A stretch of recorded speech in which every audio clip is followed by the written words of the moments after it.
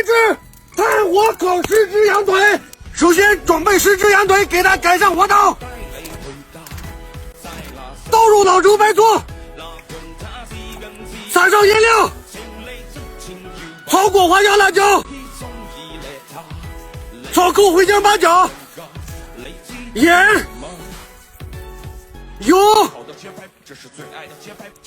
用我的咸卤18勺给它揉搓均匀，腌制半小时。开始把腌制好的羊腿固定到木工上，用石头尾根烧好圈，点火烧柴，加入木炭，炭火烤10只羊腿制作完成。哥哥姐姐们，给个小红心给我鼓励一下吧，谢谢了。咱们放到炭火旁烤。下视频开始，炭火烤10只羊腿好了，撒上孜然、芝麻，尝一下味道怎么样？看，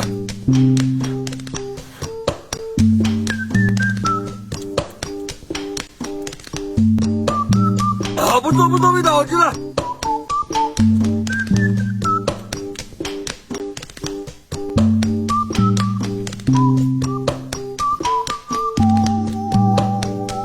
人间美味啊！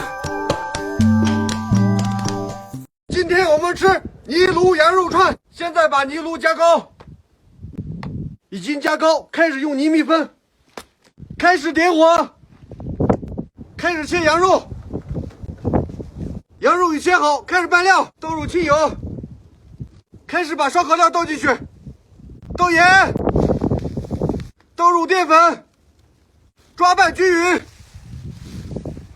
把拌好的羊肉放入坛中，给它密封好，腌制30分钟。开始把腌制好的羊肉穿到钳子上面，撒上孜然粉，撒上芝麻，去除死灰，开始分门。把羊肉串放入泥炉，盖上炉盖，用泥把口封住。咱们下个视频。羊肉串好了，开锅，把羊肉串取出泥炉，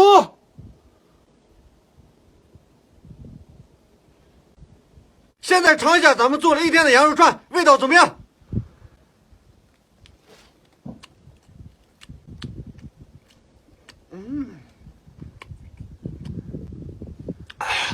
不错不错，味道好极了。咱们再尝一下这个盖碗茶。再尝一口羊肉串，